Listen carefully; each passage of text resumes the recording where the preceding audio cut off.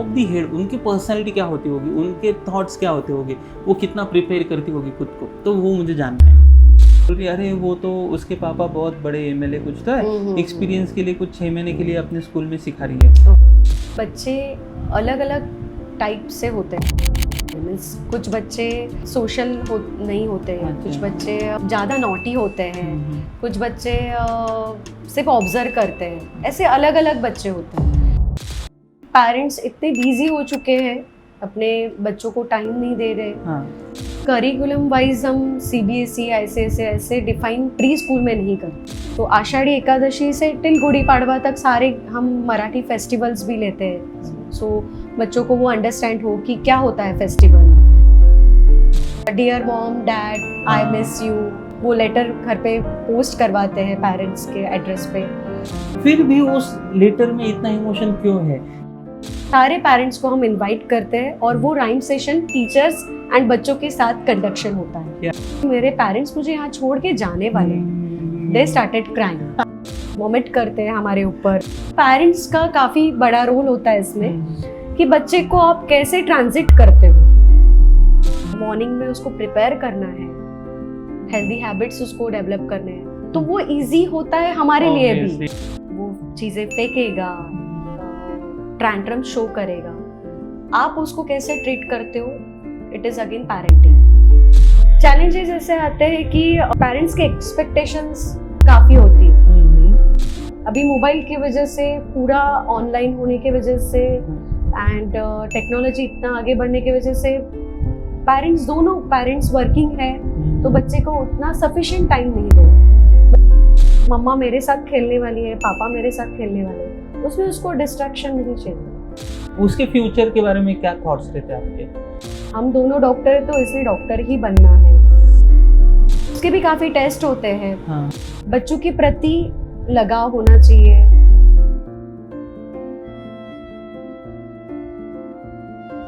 तो guys, welcome on सोच मंच। इस प्रोग्राम का नाम है सोच मंच। आप बाय नरेंद्र कह सकते हैं या माउली कह सकते हैं। और इसमें हमें बस थॉट्स जो होते हैं या लोगों के जो विचार होते हैं या एक्सपीरियंस होते हैं, वो हमें जानना है, हमें सुनना है और इसे सीखना है या एंटरटेन होना है। Nothing doesn't matter. हम जो भी बने हैं अपन मेमोरीज से बने हुए हैं, तो अभी हमें वही करना है। और आज का जो पॉडकास्ट है ये खास करके बहुत स्पेशल है, क्योंकि आपके ही दिमाग में एक रहता होगा कि एक बचपन की मेमोरी होगी और उस मेमोरी में एक स्पेशल चीज़ होती है, वो होती है आपकी टीचर। स्पेशली अगर वो फीमेल टीचर रहती है तो वो ज़्यादा हमें बचपन की यादों में वो एक कोर मेमोरी करके बन जाती है। हमारी चित्रा चौधरी मैडम हमें मेरे स्कूल में जब छोटा था तो मेरे दिमाग में वो टीचर है। पूरे ज़िंदगी में मेरे जो भी टीचर्स हैं उसमें से सबसे ज़्यादा मेमोरीज उनकी है। हालांकि उसके अलावा मेरी ज़िंदगी में और कोई मेमोरीज नहीं है, उस टाइम की बहुत कम है। तो मेरे लिए आज ऐसा है कि मैं अपने उन टीचर के बैक ऑफ दी हेड उनकी पर्सनालिटी क्या होती होगी, उनके थॉट्स क्या होते होंगे, वो कितना प्रिपेयर करती होगी खुद को, तो वो मुझे जानना है, पहली बात। और दूसरी बात ये है कि आज हमारे साथ में है अश्विनी नेवे मैम। तो इनके बारे में एक ही चीज़ मैं आपको बताता हूँ, ये बस सिखाने के लिए इस प्रोफेशन में आई है, ऐसा नहीं। तो मेरे लिए तो मैं जितना अभी मैंने आपके बारे में स्टडी किया, तो it's kind of revolution for me, कि उनको कुछ चेंज करना है, राइट। तो उस चेंज के लिए उन्होंने स्टडी किया है, जो भी किया है, तो आज अपन वो जान लेंगे। आपको भी अगर इस प्रोफेशन में इंटरेस्ट है या तो फिर आपके बच्चों के लिए आप वरीड हो, तो आज का पॉडकास्ट आपके लिए है। पूरा देखना है और हमें बताना है कि आपके सवाल क्या है, आपको क्या फील हुआ इसके बारे में। So let's relax and enjoy the show. Okay, so ma'am फिर से एक बार thank you so much. Thank you. आपके बिजी शेड्यूल और एडमिशन प्रोसेस, इसमें से टाइम निकाल के आप यहाँ पे आएंगे, ठीक है। सो जैसे मैंने कहा, ये आउट ऑफ क्यूरियोसिटी मैं आपके सामने बैठा हूँ। मुझे बहुत ज़्यादा क्यूरियोसिटी है कि ये कैसे थॉट प्रोसेस होता होगा, क्योंकि मेरे पिताजी खुद टीचर थे। और अभी का जब एजुकेशन सिस्टम में देखता हूँ तो मैं खुद कंफ्यूज हो जाता हूँ कि सच में क्या चल रहा है। तो आपको देख के या आपका जो भी सिस्टम है वो देख के मुझे ऐसे लग रहा है कि यार यहाँ पे कुछ नई कोशिश हो रही है, या तो फिर सच में कुछ वैल्यूज़ ऐड करने की ये चल रही है, कोशिश चल रही है। तो मेरा इसमें सबसे जैसे मैंने कहा कि क्यूरियोसिटी यहाँ से शुरू होती है कि क्यों इसी प्रोफेशन में आप क्यों आई। आप ज़्यादा मतलब आप यंग भी हो, तो मुझे वही है कि इस एज मतलब इतना जल्दी आप इस प्रोफेशन के बारे में इतना श्योर कैसे कि आपने अपना खुद का स्कूल शुरू कर दिया जिसका नाम है क्रिएटिव कैंपस। तो ओके, कैसे इस प्रोफेशन में आई आप?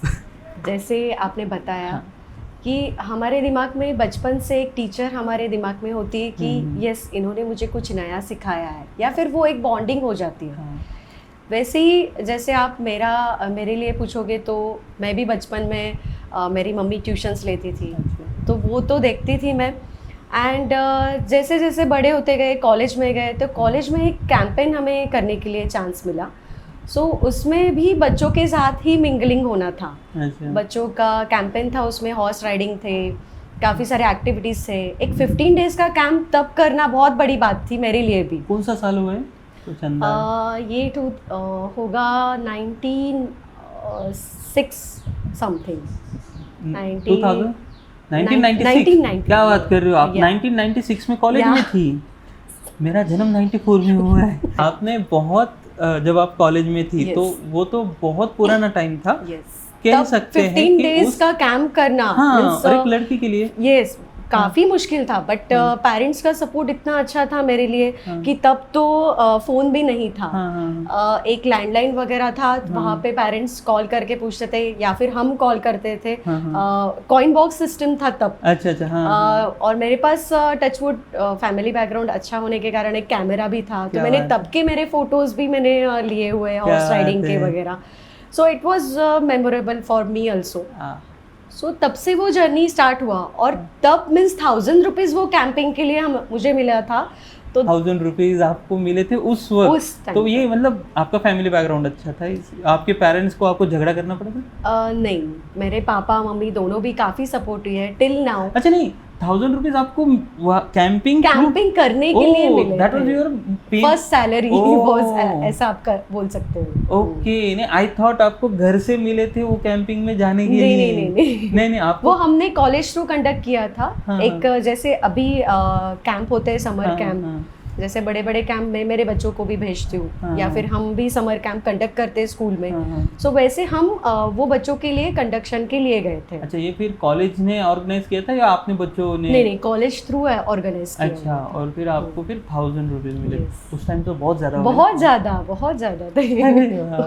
तब 5 रुपीज़ का वड़ा पाव मिलता था। अरे बाप रे, 5 रुपीज़ से, और हाँ अभी तो 25 तक चला गया, मतलब 5 टाइम्स।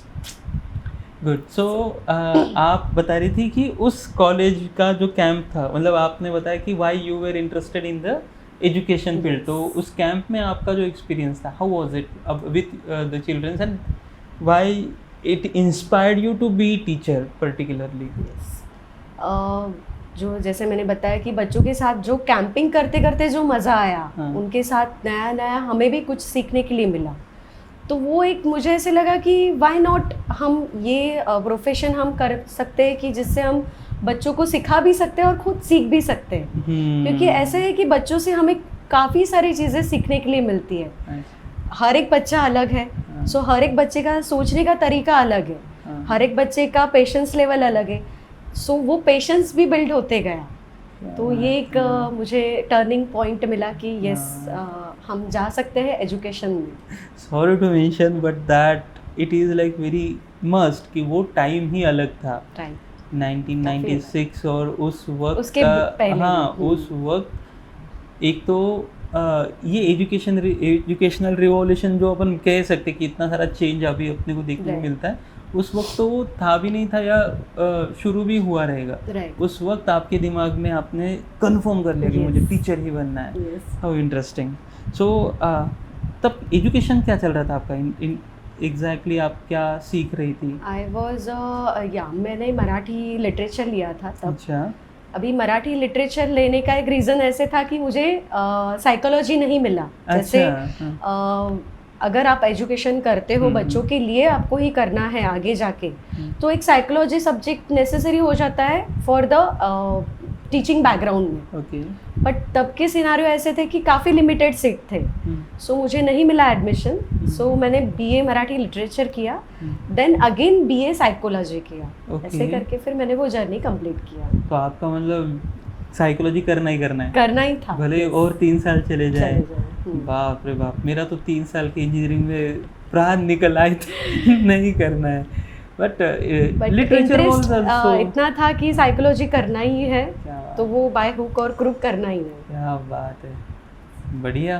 तो ये पैशन होना चाहिए। अगर आपको किसी भी लोग ना ये कहते हैं कि इंटरेस्ट मतलब ये प्रोफेशन में करियर है, उस प्रोफेशन में नहीं है आजकल ये वो, मुझे भी जब मैं लोगों से मिलता हूँ, जिन लोगों से मैं इंस्पायर होता हूँ, खास करके doesn't matter in what profession they are, अगर इंटरेस्ट है और उसके लिए आप कुछ भी करने के लिए रेडी हो ना, तो आप उस प्रोफेशन में सक्सेसफुल होते ही हो। Definitely. And today again another example for it. Nice. तो साइकोलॉजी फिर जब आपने सीखा, उसमें फिर ऐसे स्पेशलाइजेशन होता है बच्चों के लिए और चाइल्ड साइकोलॉजी होता है। अच्छा, फिर आपने वो किया था? यस।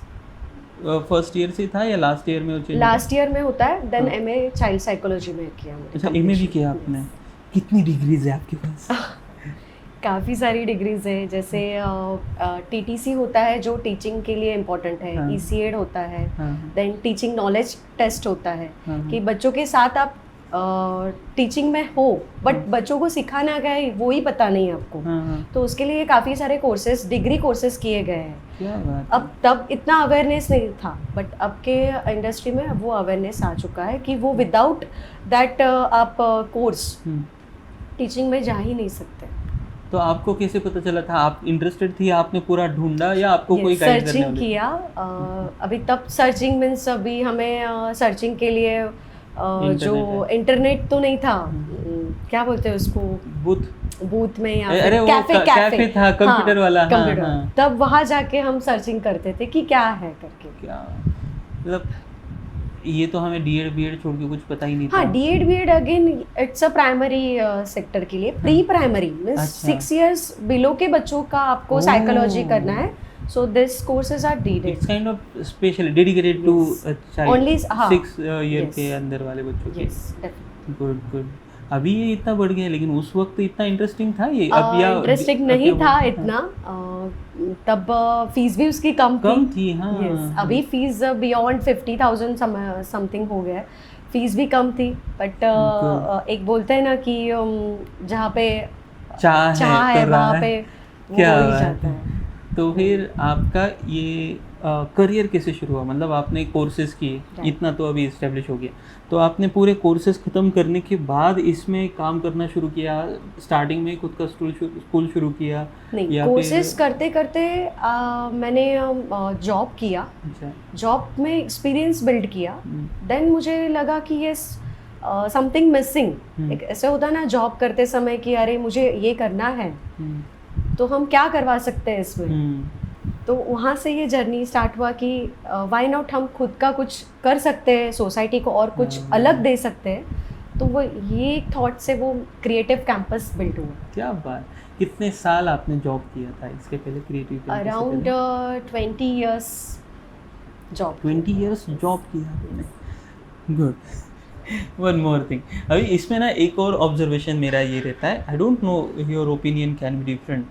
एक लोगों को ऐसे लगता है कि अगर मेरे पास आइडिया है तो अभी के अभी मैं खुद का स्कूल खोल दूंगा, क्योंकि आजकल स्कूल भी इतने हुए और उनका कंपटीशन में कमर्शियलाइजेशन इतना हुआ है, तो 1-2 साल जॉब करके तुरंत स्कूल शुरू करना, या तो फिर पापा के पास पैसा है तो पहले ही स्कूल शुरू कर देना। मेरा तो एक टीचर्स, बहुत प्रेस्टिजियस स्कूल के टीचर्स का डिस्कशन ये सुना है मैंने कि वो 2 टीचर्स है, वो बोल रही है अरे वो तो उसके पापा बहुत बड़े एमएलए कुछ तो है, एक्सपीरियंस के लिए कुछ 6 महीने के लिए अपने स्कूल में सिखा रही है, फिर वो उसके पापा खुद का उसे डाल के देने वाले।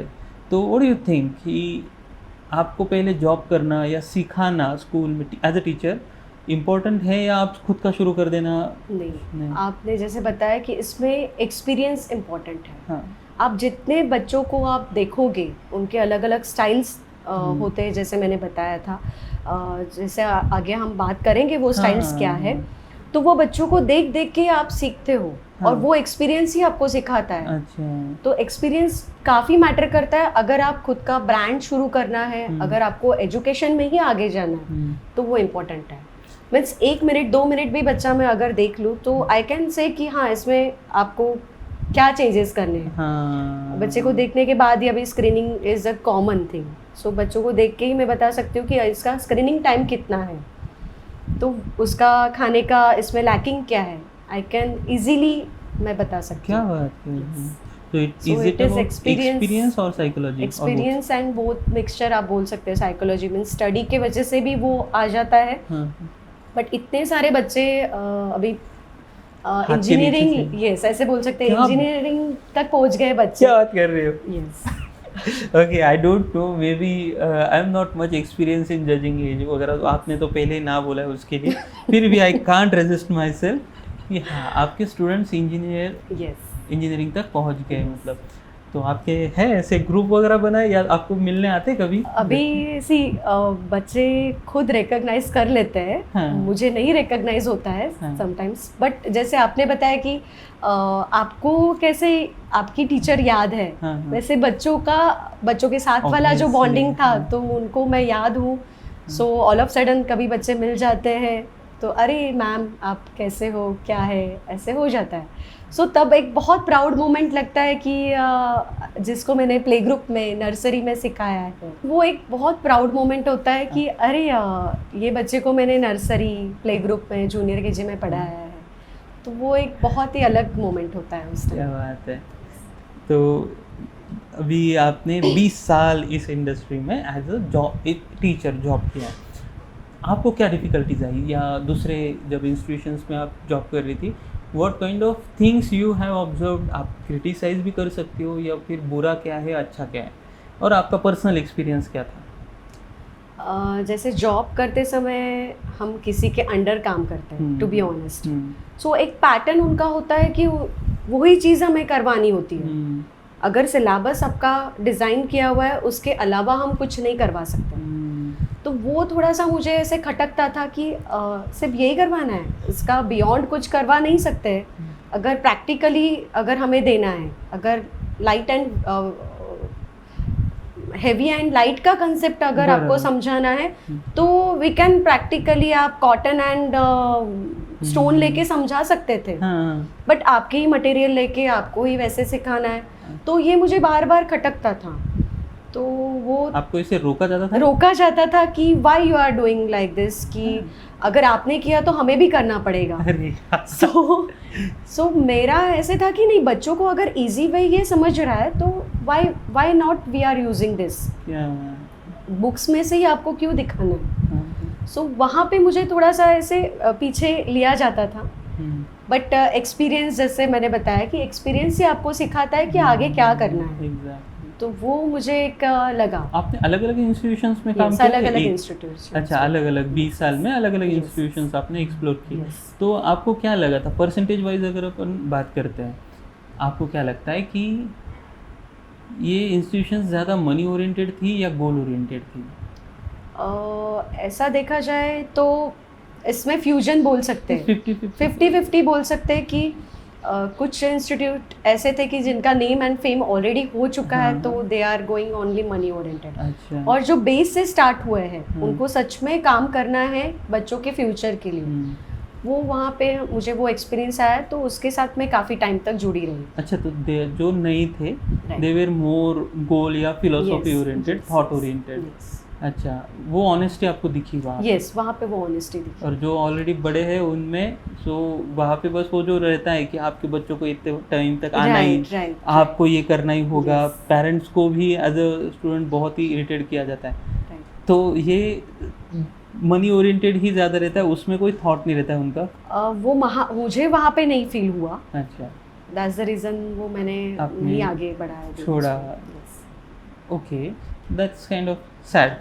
जिसके लिए ज़्यादा पैसे देते हैं वहीं पे ज़्यादा आपका, मतलब क्या बोलते हैं उसे, लगता है कि ब्रांड है तो वहाँ पे ही सब कुछ अच्छा मिल जाएगा।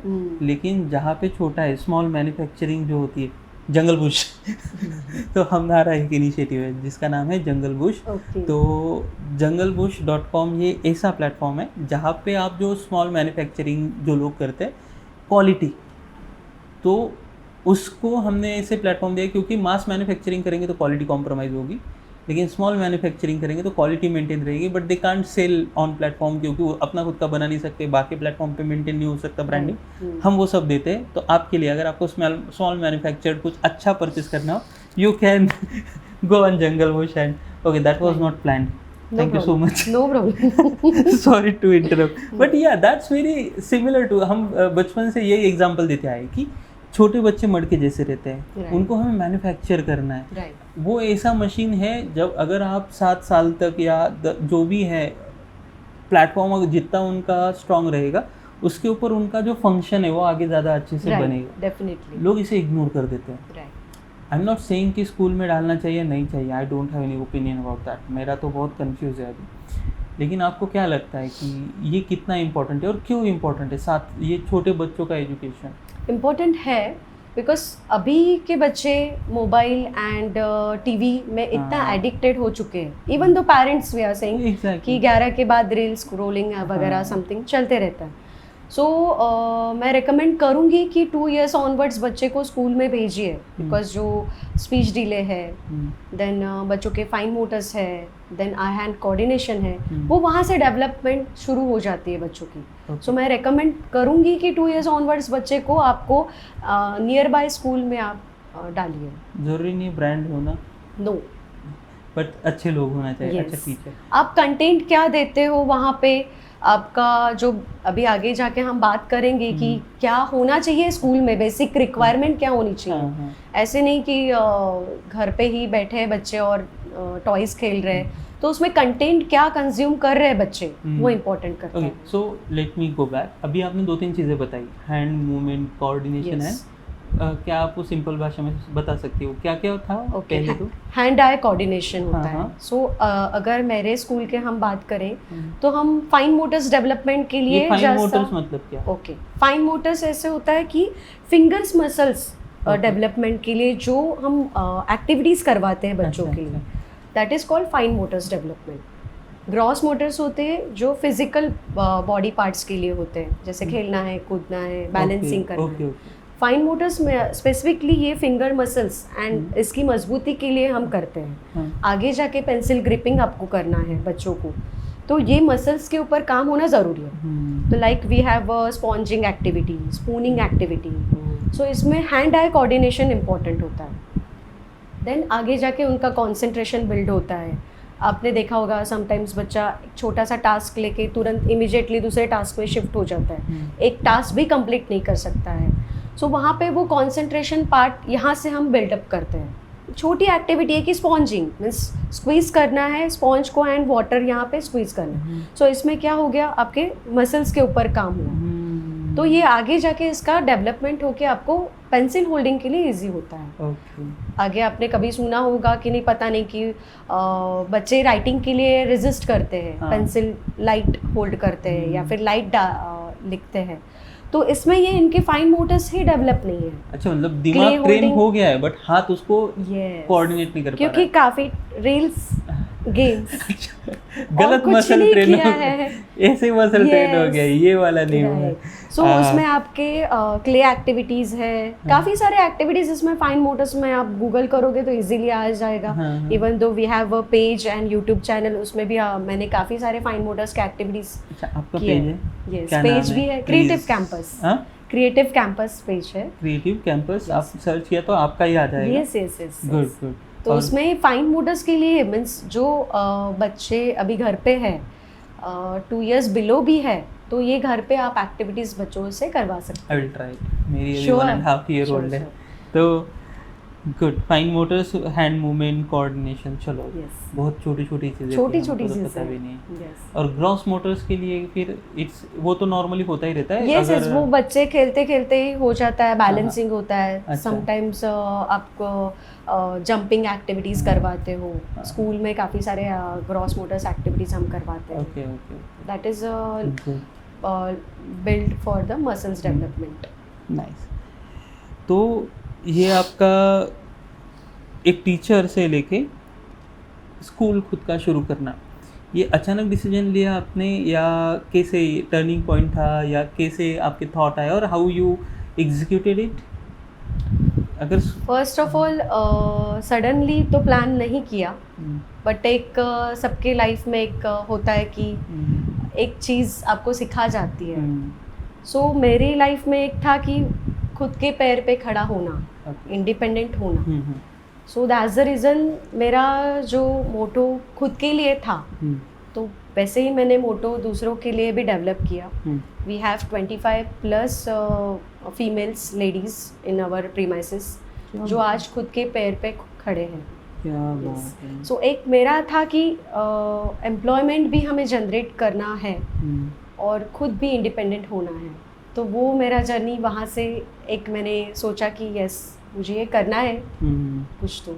20 साल के एक्सपीरियंस से आपका प्लेटफॉर्म रेडी हो गया था। Yes. Now it was about standing on your own like feet and giving opportunity to others. Even though we are giving a teachers training, जैसे मैंने ही टीचर्स ट्रेनिंग अलग इंस्टीट्यूट से किया। सो हम हमारे ही प्रीमाइसेस में जो भी लेडीज़ है, अभी समहाउ ऐसे बोल सकते हैं कि जिनको सपोर्ट नहीं है फैमिली का, काफ़ी सारे केसेस मैंने ऐसे देखे कोविड के टाइम पे हस्बैंड नहीं है, सो वो लेडीज़ क्या करेंगी, they don't have any other background. So उनका डिग्री बाहर से करके, आफ्टर मैरिज डिग्री बाहर से करके इन्होंने ये कोर्स ज्वाइन किए and now they are earning good.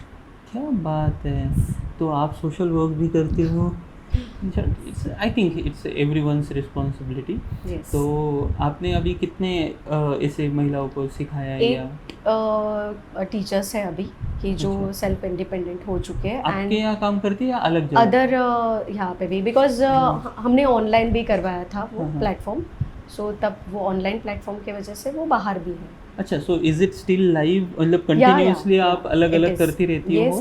तो कैसे रहता है इसका इंटरवल, कैसे रहता है कि वो साल में एक बार कितने दिनों का कोर्स रहता है? ये 6 months है, 1 year है, it's a degree program. It's depend, आप आपके हिसाब से आप करवा सकते हैं। अच्छा। आर्ट एंड क्राफ्ट सिर्फ करवाना है तो 3 months का कोर्स भी है। ओके। इट्स डिपेंड, मीन्स किसी को नहीं है टीचिंग में इंटरेस्ट, सिर्फ आर्ट एंड क्राफ्ट में इंटरेस्ट है, सो एक स्मॉल आर्ट एंड क्राफ्ट का कोर्स भी आप करवा सकते हैं। जैसे टीचर हम योगा के लिए हायर करते हैं, आर्ट एंड क्राफ्ट के लिए, ड्राइंग के लिए हायर करते हैं, वैसे स्मॉल कोर्सेज करके भी आप खुद का घर पे भी स्टार्ट करा सकते हैं या फिर इंस्टीट्यूट में भी जा सकते हैं। आपको मतलब earning capacity. Yes. Okay, so that is very important कि ये मुझे भी पता नहीं था। तो अगर किसी को, ये कैमरा को बताना है आपको, किसी को अगर ये कोर्स ज्वाइन करना हो तो कहाँ से they can can they contact you on a number? Yes, or only the contact person only I am. अच्छा, तो आपके आपका मुझे नंबर कांटेक्ट है, करके वो आप अपन आगे पिन कर देंगे या डिस्क्रिप्शन में डालेंगे, हम आगे डिटेल्स आपको सारे शेयर कर देंगे। गुड। तो आपने, आपका मेन फोकस इंडिपेंडेंट बनना और लोगों को इंडिपेंडेंट करना, हेल्प करना, ये सब चीज़ें थी। तो आपने एग्जीक्यूट कब किया? ये स्कूल कब शुरू हुआ अपना क्रिएटिव कैंप? 2019 में हमने स्टार्ट किया। अभी जैसे बोला जाए तो एक जैसे शुरुआत करते ही एक थोड़ा सा हमें डिफ़िकल्टीज़ जो आती है उससे भी हमें सीखने के लिए मिलता है। सो 2019 स्टार्ट करने के बाद इमीडिएटली कोविड आया। सो तब जो भी एक्सपीरियंस था, जो भी हमने स्कूल रन किया, उसमें 30 किड्स थे। 30 सॉरी आई मिस्ड। तो आपने कोविड के पहले शुरू किया? यस, कोविड के पहले। कितने साल पहले? सॉरी, फिर से एक बार आप बताओ। 2019 में। कोविड कब आया? 20 मार्च 20। तो आपने शुरू करते ही आपके ऊपर तो पूरा पहाड़ गिर गया, मतलब हाउ वाज इट? पहाड़ तो गिरा बिकॉज काफ़ी सारी इन्वेस्टमेंट तो हम करते ही है, क्योंकि जो टाइप ऑफ एजुकेशन मुझे देना था उसमें काफ़ी सारे मटेरियल्स थे। मीन्स 600 प्लस एजुकेशन मटेरियल्स मेरे पास अभी भी है। सो कोविड-19 में स्टार्ट होने के बाद जो भी हमने एडमिशन्स करवाए थे, सो मैं अभी भी आज ऑन कैमरा वो पेरेंट्स को थैंक यू बोलूँगी। वो अभी बच्चे 5th 6th में गए हैं बच्चे, तो उन्होंने वो ट्रस्ट दिखाया। हमने ऑनलाइन प्लेटफॉर्म शुरू किया, उन्होंने वहाँ पे भी हमें ऑनलाइन प्लेटफॉर्म के ऊपर हमें ट्रस्ट दिखा के आगे वो जर्नी स्टार्ट की। सो वो 600 मटेरियल्स जो थे ना, वो हम मटेरियल्स को क्या करते थे कि जब भी हमारा क्लास है, अभी मटेरियल बेस्ड लर्निंग स्कूल है, सो हम यहाँ से मटेरियल बच्चों को ऑलरेडी नियर बाय जो भी रहते थे वो लेके जाते थे घर पे, और हम यहाँ से सिखाते थे। And videos only the platform that time. So video हमने जनरेट किए हुए हैं अभी भी वेबसाइट पे एंड यूट्यूब पे है वो मटेरियल के वीडियोस। सो वो लर्निंग वहाँ से इजी हुआ। क्या बात है। तो पहले ही आपको इसकी वजह से फाइनेंशियल लॉस तो आया होगा? डेफिनेटली आया। कोविड, तो उसके how was the situation, how did it change after Covid? So आप अगर जर्नी बोलोगे तो आप बोलोगे कि क्या क्या किया है। सो ऑनलाइन हमने 1 आवर के 1 टाइप के सेशंस भी कंडक्शन किए। मीन्स एक बच्चा सीखने के लिए अभी रेडी है तो ठीक है, फाइन, एक बच्चे का अब ऑनलाइन ले लेंगे। ड्राइंग क्लासेस लिए, समर कैंप लिए, ये सारे ऑनलाइन लिए। इंडिविजुअली मतलब एक एक बच्चे पे फोकस करके, बल्क में भी लिए, ग्रुप में भी लिए। वाह। और तब मैंने योगा कोर्स भी किया था, तो योगा का भी मैं ट्रेनिंग ऑनलाइन देती थी। क्या बात है। तो बच्चों को, छोटे बच्चों को किड्स योगा है। किड्स योगा है? Yes. क्या बात कर रहे हो? किड्स क्या योगा करेंगे? Kids yoga they are more flexible, है कि उनका कंसंट्रेशन ही बढ़ाना है उसमें। अच्छा। तो तब वो ऑनलाइन प्लेटफॉर्म में हम किड्स योगा भी करवाते थे। सर करिकुलम में हमने वो ऐड ऑन किया है। अच्छा। कि एक सेशन हमारा वेडनेसडे योगा का सेशन होता है। आप बता सकते हो ऐसे किड्स योगा मतलब फिजिकल रहता है या उनसे कुछ कवायद करवा लेती हो या बैठा के ध्यान वगैरह? Meditation is the one of the part of yoga, but उसमें जो हम एक्सरसाइज करवाते हैं, बटरफ्लाई एक्सरसाइज है, देन ट्री पोजेस है, अलग अलग डिफरेंट पोजेस हमने करवाए थे उसमें। I am sorry for 7 year old, under 7 year old करते हैं बच्चे। मुझे ये पता नहीं था, सॉरी अगर मैं बहुत ही अज्ञानी फील हो रहा हूँ। करते हैं, बट नाइस। और मुझे आपका ना कोविड वाला एक्सपीरियंस सुन के भी एक चीज़ अच्छी लगी कि आपने कहा कि thanks to parents, and obviously that's the most important thing कि जब आप कुछ अच्छे इंटेंशन से अच्छा कुछ शुरू करने जाते हैं तो तुकाराम महाराज कहते हैं, संत तुकाराम कहते हैं कि तुका म्हणे सत्य कर्मा भावे सहाय्य। ये परमात्मा कि जो भी सत्य कर्म जिसमें ऑनेस्टी है, ट्रुथ है, तो वो चीज़ में पूरी कायनात आपको हेल्प करने आ जाती है। सो वैसे ही हुआ। वैसे ही हुआ। Nice. How is it going on right now? How many teachers you have? We had 25 staff over there and 200 plus हमारे यहाँ पे बच्चे हैं। कोई बच्चा अगर आपके स्कूल में एडमिशन लेता है तो आप उनको पर्टिकुलरली क्या क्या प्रोवाइड करती हैं, क्या सिखाते हैं आप? सो मेनली हमारे यहाँ पे 2 years to 6 years के बच्चे आते हैं। सो फर्स्ट होता है play group, then nursery, LKG और जूनियर KG आप बोल सकते हैं, UKG और सीनियर KG आप बोल सकते हैं। ऐसे 4 स्ट्रीम है। And plus we have a day care sessions also. So day care में भी एक्टिविटीज़ होते हैं। अबैकस था हमारे यहाँ पे। सॉरी, अबैकस वो मैथमेटिक्स। अच्छा अच्छा। So we have a franchise of Sen abacus academy, so वो भी हमारे पास है। सो अबैकस हमने करिकुलम में ही सेटअप करवा दिया है। तो सीनियर KG के बच्चे फर्स्ट स्टैंडर्ड में जाते ही बच्चे शार्प ही होते हैं। इवन एनी बोर्ड आप ICSE बोर्ड लीजिए, IB बोर्ड लीजिए, सो बच्चे any exam they can crack. क्या बात है, पहले ही पूरा प्रिपेयर करके रख देती।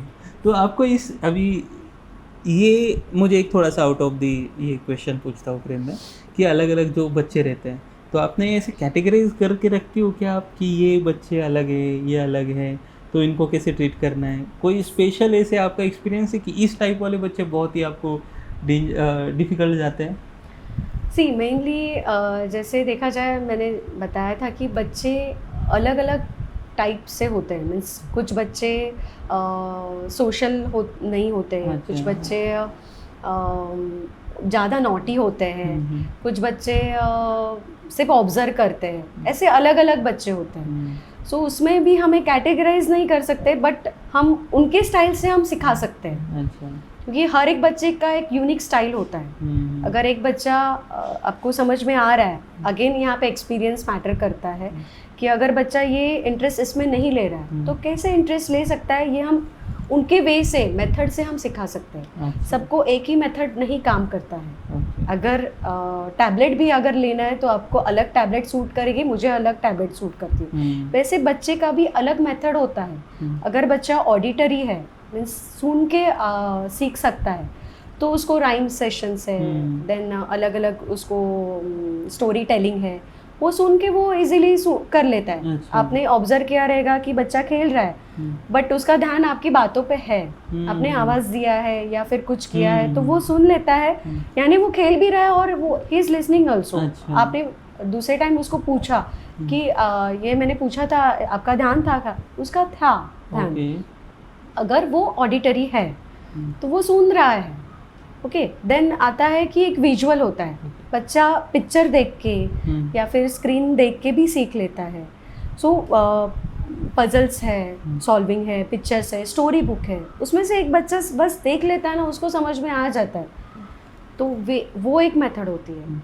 एंड दूसरी होती है काइनेस्थेटिक, बच्चा फील करके, टच करके वो फील करता है। सो ऐसे तीनों टाइप के बच्चे, हर एक बच्चे में एक क्वालिटी होती है। अच्छा, ये एक बच्चा एक ही क्वालिटी के साथ रहेगा या तीनों का कॉम्बिनेशन? तीनों कॉम्बिनेशन भी हो सकता है, दो का कॉम्बिनेशन भी हो सकता है, अच्छा। एक का कॉम्बिनेशन भी हो सकता है। बच्चों को ऐसे सेग्रीगेट करके फिर उनको सिखाती है? नो, तीनों हम सेशंस तीनों चीजों को हम अप्लाई करते हैं। हाँ। अगर स्टोरी टेलिंग लेनी है तो हम विजुअली भी हम बोलेंगे, स्टोरी बोलेंगे भी, और स्टोरी के जो एलिमेंट्स है वो भी हम दिखाएंगे। सो ये चीजें हम तीनों पैटर्न से करवाते हैं, because we don't know the pattern of learning. अभी तक उनका डिफाइन नहीं हुआ है, बहुत ही छोटे 7 साल छोटे बच्चे होते हैं, डिफाइन हो जाता है। अभी आपने देखा होगा कि बच्चा बॉल खेल रहा है, 1 2 3 4 5 6 बोल रहा है, सो बच्चा काइनेस्थेटिक भी है और बोल भी रहा है, खेल भी रहा है, तो आपको बैठो पढ़ो ऐसे नहीं करना है, वो खेलते खेलते ही उसको सिखाना है। उसको आप बिठा ही नहीं सकते। यस, बैठा नहीं सकते। सो दे आर मोर काइनेस्थेटिक रहेंगे तो वो स्पोर्ट्स में ज़्यादा इंटरेस्ट लेते होंगे, तो उनका स्पोर्ट्स में होता है। सर वो अलग अगेन पार्ट है, बट उसमें बहुत कैटेगरीज रहती होगी। तो ये तीनों स्टाइल के बच्चे होते हैं और वो अकॉर्डिंग हम एक प्लेटफॉर्म बनाते हैं कि तीनों स्टाइल हम सिखा सकते। अच्छा, तो आपको ऐसे बदमाश बच्चे और अच्छे बच्चे कैटेगराइज करते हो? डेफिनेटली बच्चों का नॉटीनेस ही इम्पोर्टेंट होता है। बच्चे नहीं नॉटीनेस करेंगे तो कौन करेंगे? ठीक है। तो बट कैसे होता है, बस सामने वाले बच्चे को हार्म ना हो जाए। हाँ। होता है कि बच्चे को नहीं समझ में आता है, पुश कर देते हैं, they are not waiting for their turn. Slide खेलना है तो पुश करके तो ये सिखाना पड़ता है कि वेट फॉर योर टर्न, आपको पुश नहीं करना है, आपको ये नहीं करना है, तो ये पेशेंसली समझाना पड़ता है, उनकी एनर्जी को चैनल करना। यस, वैसे मेरा भी थोड़ा सा एक्सपीरियंस ये रहा है कि I use to read a lot. मुझे पढ़ना पसंद था लेकिन याद करना कभी नहीं रहा है। I can't memorise thing.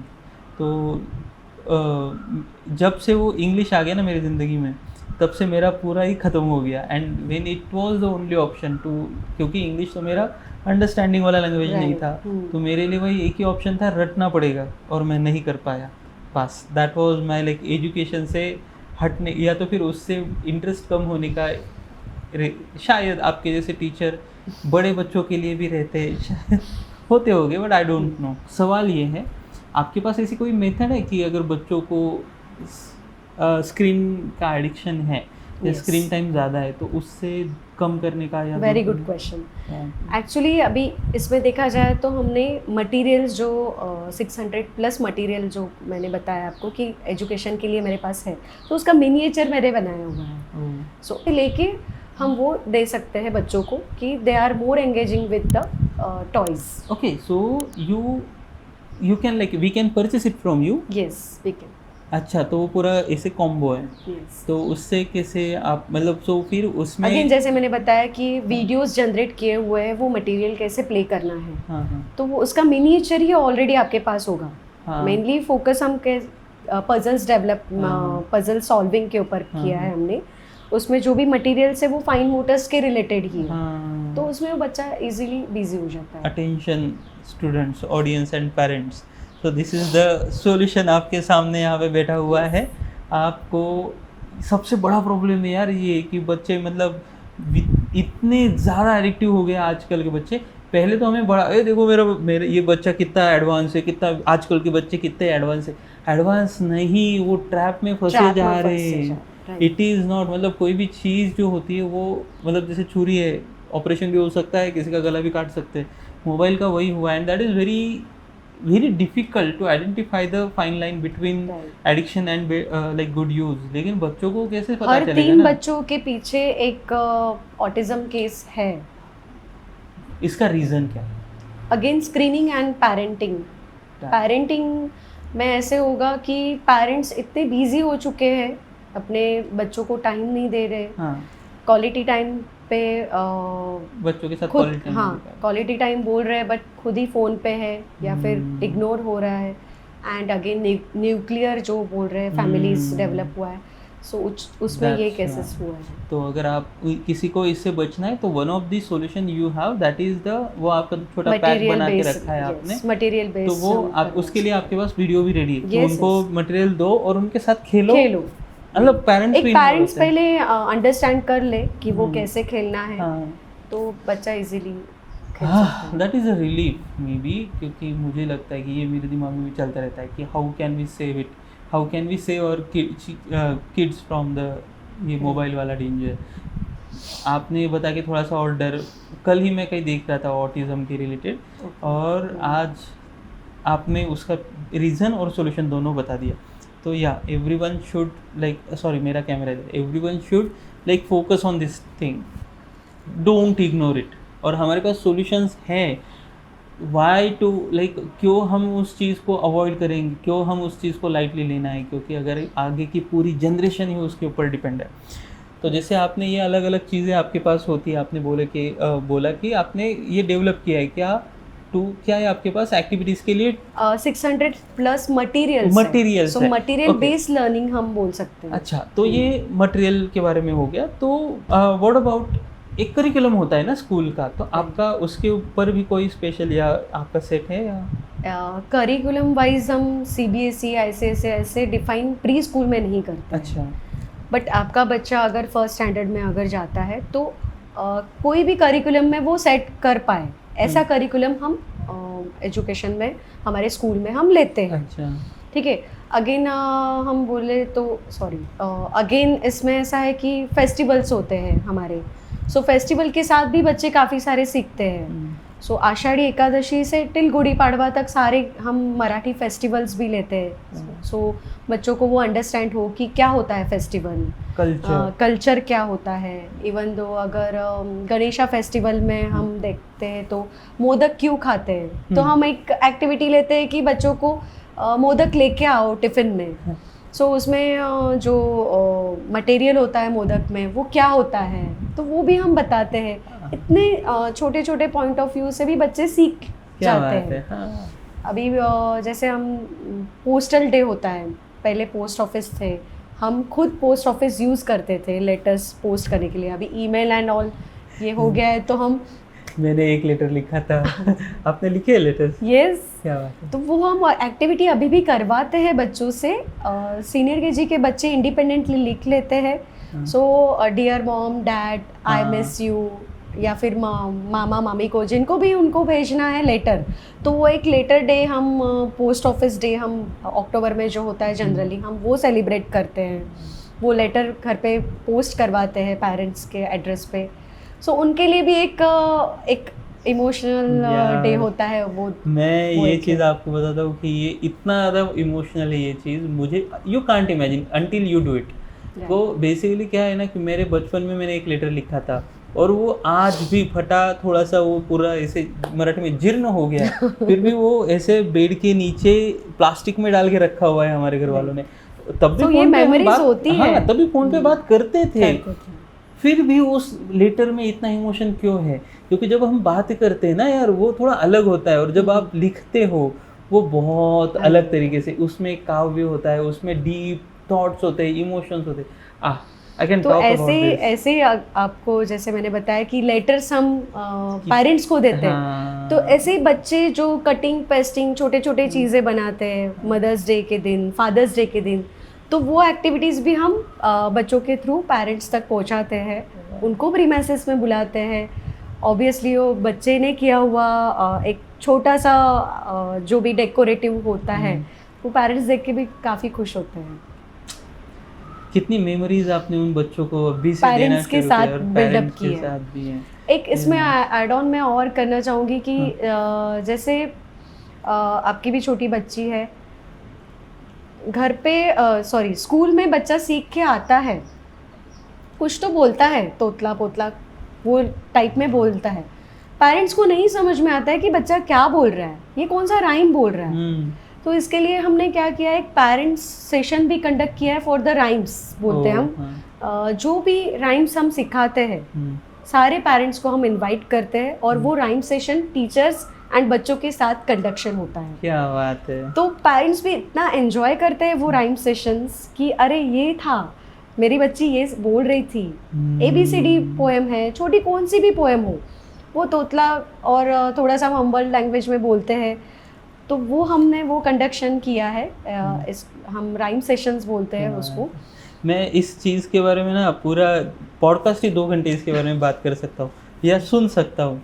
बड़ा मज़ा आ रहा है क्योंकि आई एम उस चीज़ को एंजॉय कर रहा हूँ कि बच्चों की कितनी मेमोरीज और वो पेरेंट्स की कितनी मेमोरीज हाँ हैपनिंग हो रही है यार। Very nice, thank you so much. आप ये चीज़ें कर रही हो शायद at least for the coming generation. तो ओके, और ये तो अच्छी वाली बोल दी आपने, लेकिन ऐसा भी होता है ना कि बच्चा आ ही रहा है और ज़ोर ज़ोर से रो ही रहा है। मतलब वो इतने छोटे बच्चे तो सबसे पहले स्कूल में एंटर करना ही मुश्किल हो जाता है फर्स्ट टाइम जब वो आते हैं। तो वो कैसे मैनेज करते हो? आपको वो पूरा दिमाग में आपका ट्रेन हो चुका है या क्या होता है? यस, जैसे मैंने बताया कि इनिशियली बच्चा मम्मी पापा के साथ आता है तब वो कंफर्टेबल महसूस करता है कि यस मुझे यहाँ जाना है।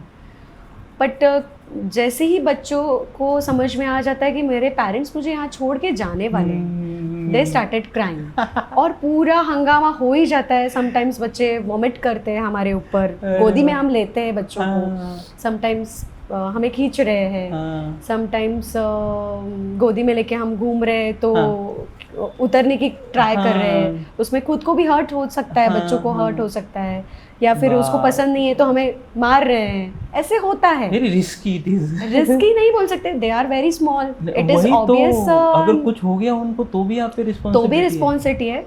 तो उसमें वही चैलेंज एक है कि हमें वो बच्चे का मूड देख के उसको हमें मोल्ड करना है। क्योंकि कैसे होता है यहाँ पे मैं अभी ऑन कैमरा बोलना चाहूँगी कि पेरेंट्स का काफ़ी बड़ा रोल होता है इसमें कि बच्चे को आप कैसे ट्रांजिट करते हो।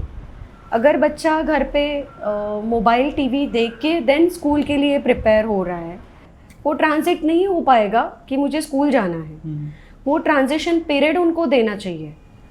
अगर इमीडिएटली वो स्विच ऑफ कर रहे हो और स्कूल के लिए रेडी कर रहे हो, बच्चा वो मोबाइल टीवी के कार्टून में फंसा हुआ है और स्कूल के लिए प्रिपेयर हो रहा है, इट इज़ नॉट पॉसिबल। तो वो क्रैंकी रहेगा ही रहेगा क्योंकि आपने वहाँ से उसका ट्रांजिशन लिया ही नहीं है। तो वहाँ पे पेरेंट्स का रोल काफ़ी इंपॉर्टेंट है कि early to bed early to rise करना है बच्चे को, मॉर्निंग में उसको प्रिपेयर करना है, हेल्दी हैबिट्स उसको डेवलप करने हैं। तो वो इजी होता है हमारे लिए भी। सो ये 2 वे होता है कि पेरेंट एंड टीचर के साथ वो बच्चा ग्रो करता है। ये हैंड टू हैंड बच्चे का जर्नी होना चाहिए। इसमें मेरा एक फिर से सिली क्वेश्चन आ रहा है, ऐसे होता है ना कभी कभी बच्चा इतना रोता है कि उल्टी वगैरह कर देता है, बहुत ज़्यादा रोता है। उस वक्त क्या करना चाहिए? अगर मेरी बच्ची अगर कोई चीज़ खराब है जो करनी नहीं, उसको मैं रेजिस्ट कर रहा हूँ और उसकी वजह से अगर वो इतनी रोती लगी, डर जाता हूँ मैं कि इतनी रोएगी तो उल्टी वोमिट कर दी तो शायद ये बीमार पड़ जाएगी। क्या ये इतना के इसकी कैसे होता है, पेरेंटिंग ही यहाँ पे रोल काफ़ी मेजरली किया जाता है। सो अगर बच्चा अटेंशन ग्रैब करने के लिए एन नंबर ऑफ चीज़ें करेगा, वो चीज़ें फेंकेगा, ट्रैंट्रम शो करेगा, आप उसको कैसे ट्रीट करते हो, इट इज़ अगेन पेरेंटिंग। अभी हमारे यहाँ पे अगर बच्चा समटाइम्स ऐसे करता है तो ऑब्वियसली मदर तो पहले रोएगी कि मेरे बच्चे ने वोमिट किया है। अगर मदर शी इज़ ओके कि हाँ ठीक है, इसने ये खाया था और वोमिट हुआ है, रात को ऐसे हुआ था, हम बाहर गए थे, लेट नाइट सोया नहीं है, तो वो कैसे वे में लेते हैं, अच्छा, it's depend on positively negatively, पूरा उनके ऊपर है। My question is, should we worry about कि वो रोते रोते इसने उल्टी कर दी, इतना रोया कि उल्टी कर दी, ऐसे करके करते रोते कोई बच्चे मैंने देखे, तो उस वक्त हमें उसको जो चाहिए वो दे देना चाहिए, या ये रोने से कोई ज्यादा मेजर उसको प्रॉब्लम नहीं होगा? शुड वी बी स्केर्ड और नॉट? We should not. अभी वो वोमिटिंग का रीजन उसने सिर्फ रोते रोते और अटेंशन ग्रैपिंग के लिए किया है, तो वो इतना वरी का रीजन नहीं है। अगर ऑलरेडी ही वाज सिक और वो प्रॉब्लम हो रहा है, तो they should not send the school. हाँ, दैट इज वेरी डिफाइंड। अपने को तो पता रहता है कि ये पहले से बीमार था इसलिए उल्टी वगैरह की, वो नहीं बात कर रहा हूँ मैं।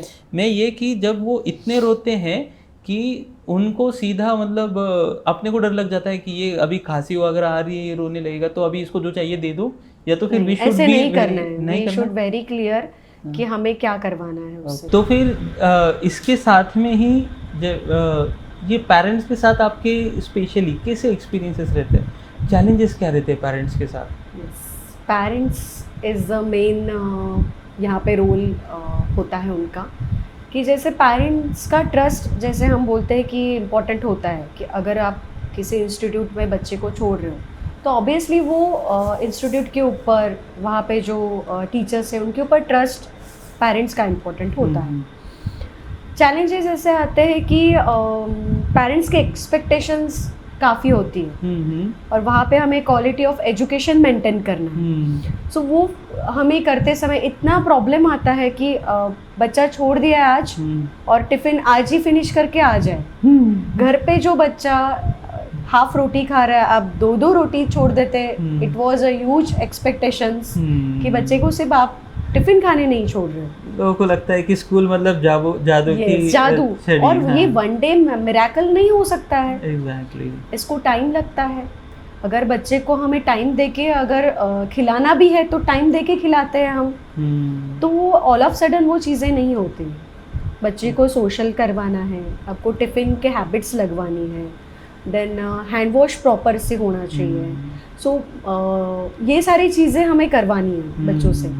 तो ऑल ऑफ सडन आप ऐसे नहीं बोल सकते कि 2 रोटी दे दी है, 2 रोटी पूरा फिनिश करके आना। जो बच्चा हाफ रोटी खाने के लिए हाफ एन आवर लगाता है, तो 2 रोटी, ठीक एग्री है कि बच्चा एक दूसरे को देख के खाते हैं, बट सारे बच्चों के टिफ़िन में सेम सिचुएशन नहीं होनी चाहिए। एग्जैक्टली। और क्या एक्सपेक्टेशंस रहते हैं पेरेंट्स के से कि आपसे एक्सपेक्ट करते हैं, और लेकिन उनके भी बिहेवियर जो आप उनसे एक्सपेक्ट करते हो वो नहीं करते, ऐसा क्या रहता है? काफ़ी सारे, जैसे मैंने बताया कि हमें ट्रांजिशन पीरियड जो बच्चे को देना चाहिए, कि early to bed early to rise है। बच्चे कभी कभी नींद कंप्लीट नहीं हुई है बच्चे की, रात को कई बार ऐसे होता है कि बैक पैकिंग अच्छे से नहीं की है समटाइम्स, तो वो टेक केयर ऑफ करना चाहिए। अच्छा, तो ये छोटी छोटी चीज़ें है बेसिकली, बहुत ही ज़्यादा रॉकेट साइंस नहीं है, लेकिन आपके हैबिट्स की वजह से, मतलब ऐसा भी होता होगा ना, रात को फुल नींद की पार्टी चल रही है तो बच्चा भी जग रहा है, सुबह उठ के, लेकिन बच्चे से एक्सपेक्ट है कि अभी इसने स्कूल में जाके अच्छा सब करे। ऐसा नहीं होता है। तो पेरेंटिंग इज नॉट लाइक, उसमें सेक्रीफाइस होगा ही थोड़ा आपके, या तो फिर you create your habits around your kids. Nice. तो आपका इसमें स्पेसिफिक अगर आपके पास कुछ ऐसा है कि ये आपको पेरेंट्स को बताना है कि ये एटलीस्ट इस तरीके से, मतलब उनके लिए कोई उपदेश या तो कोई गाइडलाइन है आपके पास? ऐसा है कि जैसे मोबाइल्स नहीं थे तो हमारे पेरेंट्स ने हमारे साथ टाइम स्पेंड किया। अभी मोबाइल की वजह से, पूरा ऑनलाइन होने की वजह से एंड टेक्नोलॉजी इतना आगे बढ़ने की वजह से दोनों पेरेंट्स वर्किंग है, तो बच्चे को उतना सफिशिएंट टाइम नहीं दे रहे। बच्चे को कुछ नहीं चाहिए, बस अटेंशन चाहिए। जो जितना मेरा कमिटेड टाइम है बच्चे को समझ में आ जाता है, बायोलॉजिकल उनका उतना सेट हो जाता है कि ये 2 घंटे में मम्मा मेरे साथ खेलने वाली है, पापा मेरे साथ खेलने वाले हैं, उसमें उसको डिस्ट्रैक्शन नहीं चाहिए। अगर गार्डन में खेल रहे हैं तो गार्डन में ही उसके साथ खेलना है, तो उसमें आप फ़ोन भी ले रहे हो, आपके फ्रेंड्स के साथ भी बात कर रहे हो, उसका अटेंशन कहाँ है? काम भी नहीं। तो वो इम्पॉर्टेंट है। बच्चों एंड पेरेंट्स का बॉन्डिंग भी इम्पॉर्टेंट है।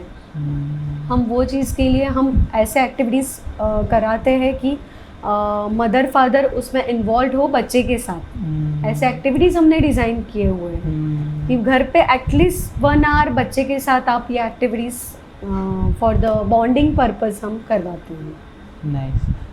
आप जब बच्चों को देखती हो या उनको हैंडल करती हो तो आपके दिमाग में ये रहता है कि क्या रहता है, मतलब स्पेसिफिकली आपके दिमाग में क्या रहता है कि ये बच्चा उसके फ्यूचर के बारे में क्या थॉट्स रहते हैं आपके? मेनली जैसे मैंने बताया था कि हर एक बच्चे का एक स्टाइल है, उसको हम फोर्स नहीं कर सकते। आफ्टर 7 इयर्स आपको बच्चे में भी क्वालिटीज़ दिखाई पड़ जाती है कि ये बच्चा कैसे कौन से टाइप में लर्न करने वाला आगे है, जाके, हाँ। स्पोर्ट्स में जाने वाला है। तो यहाँ पे आप इंसिस्ट नहीं कर सकते हो कि हाँ हम दोनों डॉक्टर हैं तो इसने डॉक्टर ही बनना है।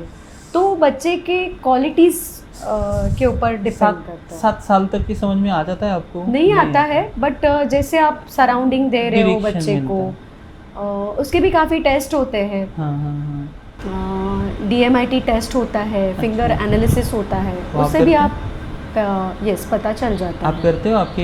यस, हमारे स्कूल में भी वो होता है, हम वो हाँ। प्रोवाइड करते हैं। क्या बात है। उससे आप पर्सनैलिटी बच्चे का कैसा है, वो कहाँ पे हाँ। ग्रो कर सकता है, वो भी वो- हम बता सकते हैं। हमने एक स्टोरी देखी थी, मतलब या चाइना में ऐसे करते हैं या कोई तो कल्चर में ऐसे बोलते हैं कि बच्चों के सामने अलग अलग चीज़ें रखेंगे, फिर बच्चा किस चीज़ के पास जाता है वो जो उठाएगा, अच्छा मतलब वहाँ पे ऐसे रखा जाता है कि पेन रखा जाता है, शस्त्र रखा जाता है, या तो फिर पैसा रखा जाता है और बुक रखा जाता है। तो फिर बच्चा अगर पेन लेगा तो अभी ये लिटरेचर, या तो फिर एजुकेशन में जाएगा, बुक लेगा ऐसे, मतलब जो भी है, मतलब पैसा लेगा तो ये बिजनेसमैन बनेगा। ऐसे टेस्ट रैंडम होती है कहीं, तो क्या पता, अभी मुझे भी पता नहीं I am not aware for this, but DMIT test is होता है एक, जिसमें हम फिंगरप्रिंट्स एनालिसिस करके बच्चे का आप बता सकते हो, और वो प्रिंट्स चेंज नहीं होते हैं। अच्छा, फिंगरप्रिंट से आपको अंडरस्टैंड होता है? यस। पाम रीडिंग जैसा नहीं हो गया है? पाम रीडिंग नहीं बोल सकते, उसमें पर्सनालिटीज उसमें आती है। अच्छा, क्या बात है। तो वो भी हम गाइड एज अ गाइडलाइन। मैंने ऐसे सुना था कि जिसकी उंगली लंबी होती है वो आर्टिस्ट होता है, जिसकी ऐसी मोटी मोटी होती है वो कष्ट का काम करेगा। होता है जनरली, बट इतना मुझे उसमें अवेयरनेस नहीं है। बट ये DMIT, this is scientific process. Scientific process. Okay, good. अभी ये तो पेरेंट्स के बारे में भी आपने पूरा हमें गाइड कर दिया, क्योंकि ऑब्वियसली मुझे ही टेंशन आ रहा है, इतना चैलेंजिंग है। स्टूडेंट्स के बारे में भी इट इज़ नॉट चैलेंजिंग, आप कैसे वो इजी कर सकते हो पेरेंट्स के ऊपर है। मदर फादर, जैसे अभी देखा जाए तो कि मदर डांट रही है तो पापा बोल रहे हैं इट्स ओके बेटा, तो वो दोनों का फ्यूजन वहाँ पे चाहिए कि अगर मदर बोल रही है तो वहाँ पे फादर ने सपोर्ट करना चाहिए, या फिर फादर बोल रहे हैं तो मदर ने सपोर्ट करना चाहिए। दोनों का बैलेंसिंग होना चाहिए और वही पेरेंटिंग होता है। गुड। ये मैंने अपने खुद के घर में मेरे बड़े भैया है, वो तो डायरेक्टली अगर भाभी कुछ बोली तो वो बोलते ऐसे क्यों किया, और वो बच्चे फिर ज़्यादा स्टबन बन गए कि उनको पता है कि अभी ये और पॉलिटिक्स कैसे करना है। स्मार्ट कि वो बच्चे एडवांटेज लेते ही है। ओके, मम्मा नहीं बोल रही है, पापा नहीं बोल रहे तो ठीक है। मतलब कम्युनिकेशन वहाँ पे दोनों का कम्युनिकेशन भी इम्पोर्टेंट है कि आपने ऐसे बोला था, आपने ऐसे किया था, तो कम्युनिकेशन इज द की। चलो सही है। अभी तो फिर ये क्रिएटिव कैंपस में इतनी सारी चीज़ें आप कर रही हो, मुझे तो याद आ रहा है एक तोतो चान करके बुक है, आपने पढ़ा है? Yes. पता है क्या बात कर रहे हो, आपने तोतो चान पढ़ा है? पता है। अरे यार, थैंक यू सो मच। मैंने इतने लोगों के साथ बातें की हैं। I recently met very young with very young teacher, उसको ही नहीं पता था। तो तोतो चान इज़ अ बुक की, शायद मुझे लगा गलती से मुझे मिल गया था इसलिए, but that is the my most favourite book. जैसे आपने अभी पेरेंट्स के बारे में हमें बताया, तो do you focus on the teachers you are hiring, उनके लिए आपका क्या क्राइटेरिया या आपका उसके लिए कुछ ये रहता है? गुड क्वेश्चन अगेन, बिकॉज एक मजबूरी के लिए टीचिंग करना वैसे नहीं चाहिए, और उसमें बच्चों के प्रति लगाव होना चाहिए। और जैसे मैंने बताया कि कुछ कोर्सेज इम्पॉर्टेंट होते हैं फॉर द टीचिंग पर्पस, वो कोर्सेज इम्पॉर्टेंट होते हैं। तो वो टीचर में एक्चुअली पैशन इम्पोर्टेंट है कि बच्चों के साथ मुझे खेलना है, मुझे बच्चों के साथ कुछ नई चीज़ें सीखनी है, क्योंकि एनर्जी ऑल्सो इम्पोर्टेंट। एक बच्चा ही घर में आपको कितना थका देता है, तो यहाँ पे हमें 30-40 बच्चों के पीछे भागना है, तो एनर्जी ऑल्सो इम्पोर्टेंट। तो वो हम चीज़ें टीचर में देखते हैं। अच्छा, that's Yes. important. Intention, that's only one Yes. criteria, otherwise everything तो you are already training them, right? Yes. Good. तो आप, थोड़ा सीरियस क्वेश्चन है, बट आप क्रिएटिव कैंपस थ्रू इस एजुकेशन सिस्टम में क्या बदलाव लाना चाहते हो? जो भी हमने अभी क्रिएटिव कैंपस में जो लर्निंग मेथडोलॉजी यूज़ किया है, मीन्स जैसे मटेरियल बेस्ड लर्निंग हम बोल रहे हैं, तो वी हैव 600+ मटेरियल। जैसे अगर बच्चे को सीखना है, टेबल सीखना है, तो टेबल्स के लिए भी मटेरियल्स यूज़ होते हैं। देन एडिशन सब्सट्रैक्शंस है, उसके लिए मटेरियल्स यूज़ होते हैं। Then life cycle of butterfly, उसके लिए मटेरियल्स यूज़ होते हैं। तो एन नंबर ऑफ मटेरियल्स ही हम यहाँ पे यूज़ करते हैं फॉर द एजुकेशन पर्पस। तो वही लाइफस्टाइल मुझे आगे लेके जाना है। अभी जैसे हमने देखा है कि हर जगह पे money based oriented school run हो रहे हैं, सो वहाँ पे मुझे एक लर्निंग स्टाइल में मटेरियल बेस्ड लर्निंग ही मुझे आगे लेके जाना है। तो वो मेरा मोटो है। ओके, मटेरियल बेस्ड मतलब लाइक एक्सपीरियंस वाइज जो बच्चा खेलेगा, हाँ, एक्सपीरियंस लेगा, वो experience learning through. your materials are just a designed way to teach them by experience. Yes, Oh, okay. So you have created a kind of structure, so Structured that materials. other can also take it and use it. There for- you are. Good, thank you. So basically अभी ये हो गया अभी वाला vision. तो do you have any 5 year vision की, अगर आपको आगे जाके क्रिएटिव कैंपस को आप 5 साल के बाद कहाँ देखते हो? जैसे अभी हम सोसाइटी में जो एजुकेशन के लिए जो मटेरियल के ऊपर फोकस कर रहे हैं, सो मेनली मेरा वही इंटेंशन है कि अदर्स जो भी ब्रांचेस या फिर फ्रेंचाइजी हम लेंगे, तो यही एक्सपीरियंस बच्चों को वहाँ पे फॉर द ग्रोथ पर्पस उनका आना चाहिए। So you are planning for franchisees Yes. Also. So उसमें आपका मेन फोकस क्या रहेगा? How you will, like franchise हो गया तो जेनेरिक होने का डर लगता है, Right. तो आपके लिए, आपके पास क्या सोल्यूशन है उसके लिए? टीचर्स ट्रेनिंग जैसे हम प्रोवाइड कर रहे हैं, सपोर्ट हम दे रहे हैं, तो जैसे मटेरियल के ऊपर ही हम फोकस कर रहे हैं, तो उसके भी हम सपोर्ट सिस्टम हम वहाँ पे जनरेट करने वाले हैं। So you have a structure Yes. that you can replicate on another place. Okay, done. I think that's more than enough. I think that's more than enough कि बहुत ज़्यादा हमें स्कूल के बारे में पहली बात तो पता चली कि बच्चों को 7 साल के नीचे क्या इम्पोर्टेंट होता है और क्या हम वहाँ पे सिखा सकते हैं या उनके लिए क्या इम्पोर्टेंट होता है। Right. लेकिन उसी के साथ में एक स्कूल शुरू करना और ये सब करना, उसके पीछे क्या चैलेंजेस है, that was the interesting thing. और मेरे लिए सबसे, इस कॉन्वर्सेशन का सबसे इम्पोर्टेंट पार्ट ये था कि बच्चों के लिए क्या मेमोरीज बन रही है। भाई मैं बता नहीं सकता, मेरे पास एक एक्सपीरियंस है वो लेटर वाला, और मेरी ज़िंदगी का वो बहुत ज़्यादा एक इम्पॉर्टेंट इवेंट में बोल सकता हूँ, क्योंकि जब वो हमारे पेरेंट्स सब लोगों को दिखा दे, देखो उसने लेटर भेजा, लेटर भेजा, वो बता सकते थे फ़ोन पे ये बोला वो बोला, नहीं, और मैं भी बोल सकता था जो मैं लेटर में लिखा वो नहीं। सो फॉर एग्ज़ाम्पल, ये तो बस एक एग्ज़ाम्पल था, और आज यहाँ पे ऐसी इंस्टीट्यूशन बन रही है जो इन चीज़ों का बच्चों पे इम्प्लीमेंटेशन, उनको एक्सपीरियंसेस दे के उनकी कोर मेमोरीज में बहुत अच्छी क्या बोल सकते हैं कि प्रोग्रामिंग कर रहे हैं। So thank you so much for you, और इस लंबी बातचीत के लिए भी थैंक यू सो मच। हमसे कुछ गलतियाँ गलतफहमियाँ हुई होगी तो उसके लिए हम क्षमा प्रार्थी हैं, और आपको भी आपके क्रिएटिव कैंपस के लिए बहुत सारी शुभकामनाएं और best wishes. Thank you so much. Thank you. इस पॉडकास्ट से मुझे बहुत सारी चीज़ें, मेमोरीज और सीख, और मेरी पर्सनल जो क्लियरिटी है about business and how education industries, और ख़ास करके छोटे बच्चों के लिए बिलो 7 ईयर, बहुत सारी क्लियर हुई। आपको भी अगर सेम फील होता होगा तो let me know in comments, and I need your support, so please subscribe and share it with your friends. Thank you so much. See you in next video.